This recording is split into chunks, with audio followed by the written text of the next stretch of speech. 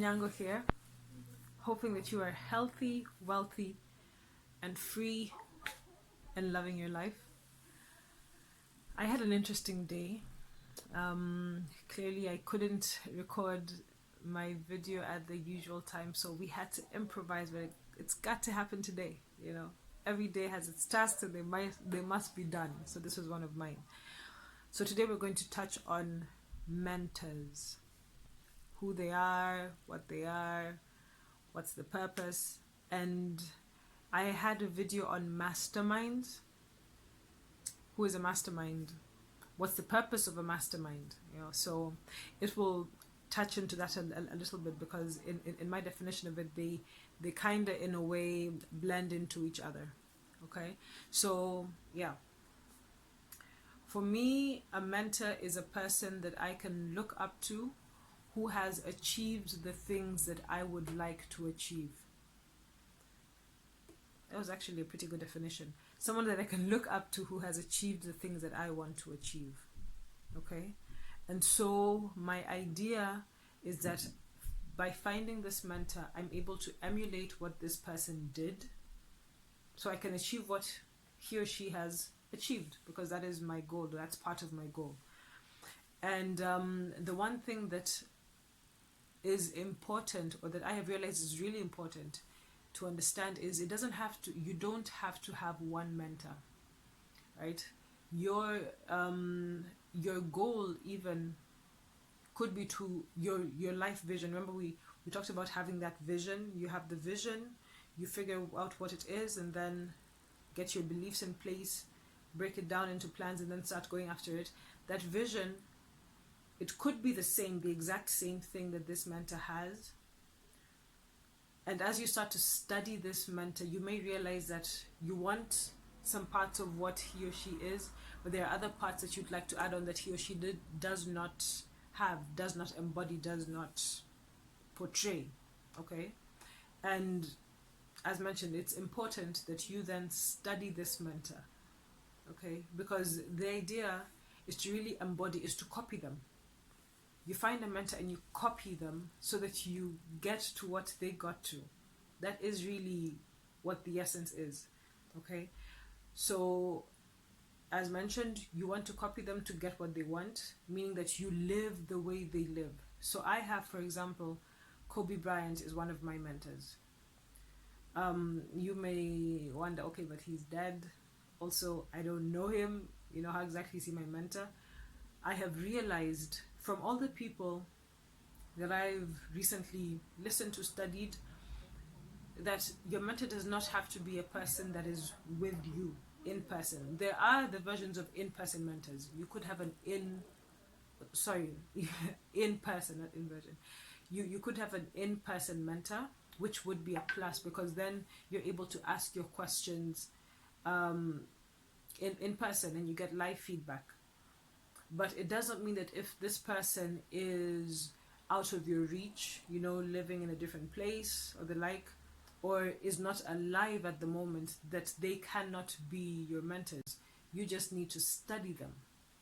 Okay? So the idea is you take your time and read the books they've written, watch the videos like Kobe has. There are tons of videos on how Kobe literally lived his life.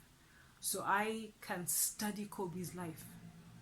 And from what I've seen so far, I don't mind copying everything that he has done. It's not easy, because Kobe, he built this. All the Mamba mentality was built into him from when he was a child. So he had time to really hone this, and it became a part of him.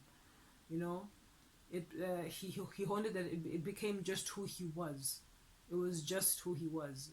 He was the Mamba. So there is that part of him, the tough, the resilient person, never ending and focused, constantly focused, obsessive, really attention to detail at every single moment, right? So that was who he was. But in addition to what Kobe was, there are aspects that I want to gain from other people. There are aspects there are characteristics that I want to embody as well that other people have. So my other mentor is Lisa Nichols. And why Lisa Nichols? Because she has become one of the world's best public speakers. And why? Because she does it in her own way. And she tells it by telling her own story. And the best part about Lisa Nichols is she's alive and she teaches what she does. So I want to be able to tell stories of people that have achieved things, and I want to be able to encourage people to start this. I want to be able to show people that this is possible, that it's possible to do what you need to do. So I need to learn these things, I need to do these things. And as the best black woman who is doing this, she's the epitome of what I would want to be. Well, she has the courage to stand on stage and tell this story and tell it in the most unique way. She is a transformational speaker.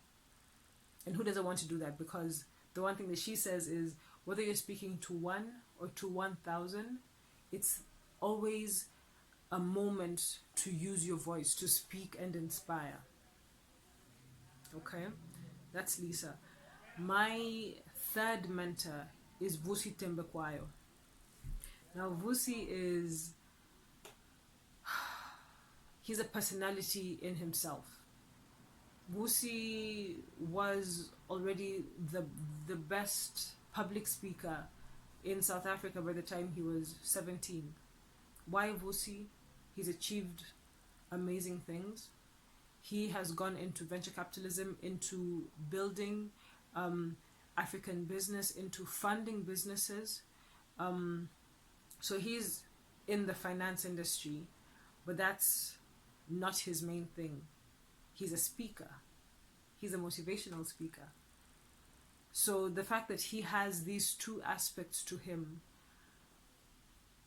that he has brought into one, like all of this is Vusi Tembekwayo. All of this is him. But he is the speaker, right? So he will push you to do what you need to do. But he's changing his world, he's changing his community, he's changing his country, he's changing his citizens by showing them that it is possible. Another reason why him is because he is South African, living in South Africa, built South African, born and bred. Like all of this is from the roots, from the motherland. Ain't nothing touched by the outside. I'm not sure about his education, but I believe it was all local. I'm not sure. But he's grown himself from South Africa. He's built it all from there. And his story is literally pulling himself from the ground up, even as he was starting his business. He was a point where he said he was living in his car. Like he lost everything. And then, but he was determined to continue. And Vusi can tell his story. Vusi can speak and he will push you. And then in all of this that he is doing, his goal is actually to build the continent, which is what I want to do. So I want the mentality of Kobe Bryant. I want the transformation of Lisa Nichols. And I want the everything of Vusi Tembekwayo. He's, I think, 34 or 36 right now. He's basically got millions equal to his name. So he's either worth 36 million now or worth 34 million. Like he's actually worth his age in millions. Exactly. He's worth his age in millions. And he does it he's not humble. He does it knowing that he deserved it. He worked for it and he can do it. He knows that he can do it. So there's also that mentality of it. But I want to be like him because he's doing it. He's building people up through his speaking, through his motivational speeches, through the stories that he tells on Instagram. He's in there. He is in there. He's with us right now. He is, in a sense, reachable. Not directly, but he's more present. So Kobe's gone. Lisa she's over there. She has classes, yes, but she isn't like Of course, there are live sessions that I'm able to attend that she is a part of, but she's a little less reachable. And then we have Vusi, who's a little more reachable, and he's doing something. He's in the grassroots. He's here. He's on the ground. So all of these people have aspects that I want to embody. I want them in me right now. And these are my mentors. These are just the mentors, the body that I want to have. So I've mixed and matched different people. This is to say that the whole point of this is that you don't need to have just one mentor. You can have a number of them and put them together into what you want. Another mentor that I have is my father, because he's basically he's brought himself up into an amazing person, a person who is revered and respected by the community. And I've never actually asked him his story. Now that's the problem, you see, because you need to be able to study your mentors and to understand how they got there so that you can build that and get to the place where they got to in that same way. So I'm yet to study him, because you know how we do. It's just it's a little more difficult for the people that are closest to you. It's a little more difficult, but I'm getting there. The goal is to get there and actually figure out how he did it. So mentors, pick who you want, pick the bits and pieces that you need, leave what you don't like. Nobody can get into your mind to tell you that no, if you pick one then it must be one. No. Pick who you want, pick and choose the traits that you want to portray, and leave out what you don't like. Okay? That's in terms of mentors. So I have mentors, and I also have the people that I know motivate me in certain situations. So you've heard me talk a lot about Brendan Burchard, about Jim Rohn. I don't know if I've mentioned him, but Denzel Washington. He's a great person. I had a bit of a conversation about Denzel being a mentor or just an inspiration, because as mentioned, I really don't know much about Denzel's life. I don't know if a lot has been written about it, but he's a great storyteller. His movies are amazing. His movies tell a story, but I don't really know his life, so I can't really tell how he got to where he got to, right? So Brendan Burchard, Jim Rohn, Tony Robbins, Denzel Washington, Will Smith falls in there as well, because he's got some beautiful principles. I watched a video about him talk about his dad and how he was raised military style. Like if you start something, it needs to end. If you start it, it needs to get finished. And he talks about his role as a father, and how being a father to Will and Jaden really switched him in terms of his perspective. So raising Jaden was in the same military format, military way, but with Willow, she completely rejected that, and he needed to be able to change himself.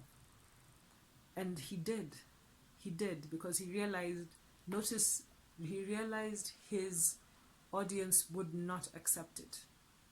And he loved his audience enough to change it. So he changed himself. Everything that he had known went out the window. He changed himself. So that's an interesting aspect to him. I don't know about his life, but I know that there are traits of him that I would love to embody, to be able to change myself whenever the situation requires it, the necessary situation. You don't just flip back and forth unnecessarily. Yeah. So pick the people. You see, there's Gary Vee, there's Les Brown, there's Miles Monroe. Did I mention Tony Robbins? Have whoever you need around you, so that this conversation, the talk about positivity and success and keep going and relentlessness and optimism and resilience and obsessiveness and assiduity, this needs to be constant in some way in your mind, so that even as you're having a conversation with yourself about whether you want to wake up or not, there's input from all of these people that you've listened to. that is also included in this conversation. In your 99%, where the 1% where you're still debating, the debate will also include the people that you've listened to. It's all about your thoughts. Your thoughts become your actions, right? So that's what it needs to be. Okay. I think that's it. Pick and choose who you want. Have your mentors, those that really have gotten to the vision that you want to achieve as well. Study them. Copy them. There's no plagiarism when you're living it. Copy them. Live by what you want. Pick what you want and leave out what you don't. And you can always have more than one mentor. Have 2, 3, 5. You can make a collage of, you want the mind of Kobe, and you want the heart of Lisa Nichols, and you want the activity, the action of Vusi Temekwayo. You know, so pick and choose who you want. Nobody can choose your life for you. Choose your thoughts, choose your heart, choose your habits, choose your character. It is all your choice. Self-reliance, it all depends on you. Whether you know, whether you choose or not, you've still made a choice. Remember that. That's my jam for the day. I hope it helps you think about it a little. I hope it helps you out. I hope you enjoy it. Ciao.